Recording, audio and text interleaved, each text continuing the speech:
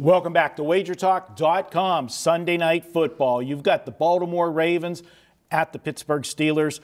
Steelers, this will be fourth straight game on prime time for the Steelers. Thursday night, Sunday night, Monday night, and back to a Sunday night game. The new America's team, not the Cowboys anymore. But, guys, this is a big game for both teams. As far as Baltimore goes, sitting at 7-5 right now, if the season ended, they're in with the second wild card. They've got three teams chomping at their heels at 6-6. So it's a bigger game for Baltimore. And I know everybody's saying, well, Pittsburgh's got to keep pace with New England for home field advantage. It doesn't matter. If they lose this week and win next week, they got the tiebreaker. They're in for the home field. So a little bigger edge for Baltimore. Start with you. That was going to be my point. I mean, could the Steelers ever be looking past Baltimore to circle the Patriots on deck? I mean, it very well could happen. They beat them early this year. But, you know, the one thing I look at Baltimore is I think they're the team that's up and coming. You look at them at the beginning of the year, and they were just under the favorite, behind Pittsburgh in the division. And now they're finally playing to that level, winning 3 straight and 4 of their last 5. The only loss at Tennessee. What sticks out to me is this.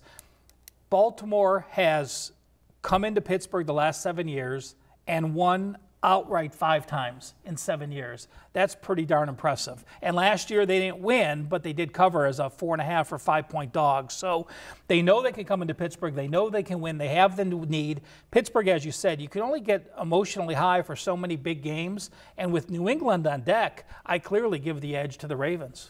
Yeah, Preston, you look at this one, and of course, everybody saw the Monday night game. I'm a huge Steeler fan. I had the under in the game. Depending on your line, you win or push it on Monday. But I can tell you, just watching the game, I come out of it sore. I can't imagine the player. I mean, that was one of the hardest hitting games. And usually it's Pittsburgh and Baltimore that's that way. But in the last several years, there's so much bad blood between Cincinnati and Pittsburgh. It's almost like they are trying to hurt each other. And I think it goes back to, I think it was 3 years ago when they took out Le'Veon Bell with the cheap shot on the sideline that ended his season. And then in the playoff game that year, they took out Antonio Brown. I remember that one. Yeah, and I think it cost the Steelers a trip to the Super Bowl because they almost won in Denver without Bell and Brown. That was the year Manning won the Super Bowl. So you look at it moving forward. We saw what happened to Shazier. And this is a defense now. You've lost your 2 key components. Joe Hayden made a huge difference for the Steeler secondary. He was the veteran that put the glue in that secondary, and Shazier is the quarterback of the defense, you know, calling the plays there. And there's still, Harrison is listed as questionable. I think he plays Sunday, but he's still listed as questionable, and Mitchell's listed as questionable. Yeah, so I originally expected to bet Baltimore in this game. The spot's great. We talked about at the beginning, you mentioned New England on deck, and I mean, how do you look past Baltimore? But they trounced them earlier, like 26-9 when they played a month and a half ago or whatever. It feels like you're supposed to bet Baltimore. I dug into it a little more. Baltimore's still by far the worst offense in the league. Yards per play, they're 4.5. The next worst, you know, when you're talking the Colts, the Giants, I think the Bills are there. They're at 4.7 yards per play. And these are 2 teams, and Baltimore's kind of worked their way up, that are tied for 3rd in defense behind Jacksonville and Minnesota in yards per play given up. And because of the injuries defensively, excuse me, guys, I think the total is 44 currently in the market. My number is 42. It closed 42 a week and a half ago.